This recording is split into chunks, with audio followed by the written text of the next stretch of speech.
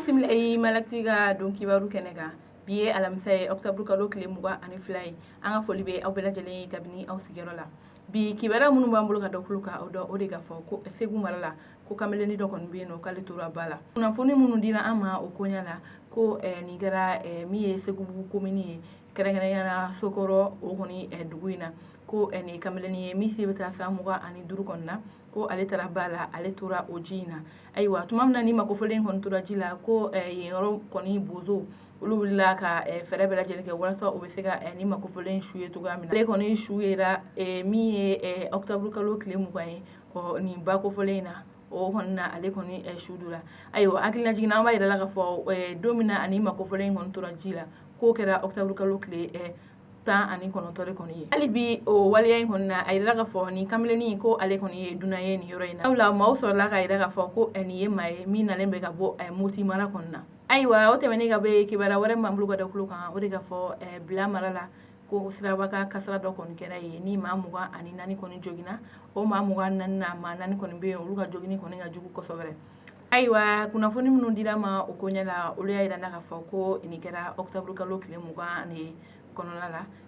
bla ale ni sangoni flanchela ko ni tama mobile do koni ye ale koni kumbe kata akataka la ko ale bina yare mama sama are ma se mama nga ko mobile ngoni bina ayre ma ore wale ala ayre la ka foko mamuga ani nani koni be no ulu jogina o mamuga ani nani konna ko ma nani koni be no uluka jogini koni jugara ko aywa ambe domna ko bi mami koni kumbe ka ni mobile ngoni boli no ya chauffeur ke ko ale koni kibara madon ko atunu ni do folo aywa amba ila ga fo ko fini tugu koni be sega sega la ni kunya ina wala saka do mamu kera sababu ka ani siraba ka kasara ngoni ke aywa o temene ga be kibara wala mamlu ka do kloka o diga fo kologali marala ayira ga fo ko yen kalanga yero la ko kalande chama mata ka debi kalan aywa kibara muslima wala ila ga fo ko kalan tale kabni septembre kalo temene na ko kolongali marala ayira ga fo ko kalan ro do la e ko lu mata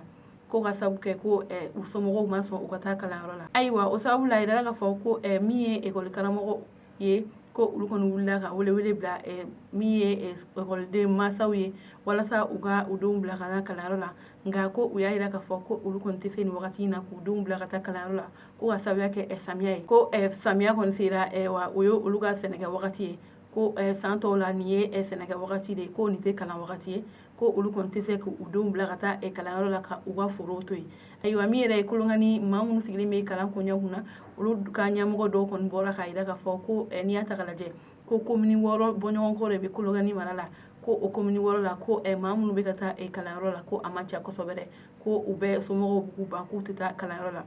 o kumna ya wele blami e golde masawe ko ugu de umbla kata kalana walma uga je uga barage wakati do ke mi foro goni ta wakati ani mi kala ngoni wakati wala sa de nun be sega afla be ke tugamina wala sa mi re foro la tare o kana na uga kala ngo gonchi aywa kibara kunchela kibara wala mamulu ka dokuluka uri ga fo coronavirus bana okum konna ministre som sigile me kanya konya kuna nulu koni ya yana ka fo ko ubana dunya sanga no wakati bana intakabulu la anga jamana kono we seben ko bo seben kono la lando o betalike ka bla kunu octobre kalo kile mo ani kilena mamun be no nulu garjigira coronavirus bana kse ko oye mata ani wolonvlay ani ma woro koni be no ko ulu koni no yara aywa amba ira ka fo kamni coronavirus bana kse duna anga jamana kono ko bi mamun be no nu ulu garjigira ni bana ko o koni beta ma ba saba ani kemenani ni muga ani shegi konna o ma ba saba ni kemenani ni muga ani shegi na mamun be no ni alaye uluga kalfa minula ko ye ma keme ani bisaba ni fly mamun fana be no ni ulu kon nogara ni banaina ko ye ma ba fla ani keme duru ni bi konoto ni konoto yi aywa ambali ma o amba ira ga fo ali bi coronavirus bana ksebe anga jamana kono beki iyere kolosh aywa ni ne kunye anga bi donc waru ye ka do kloka oni che ako kluma jola ako ame dunana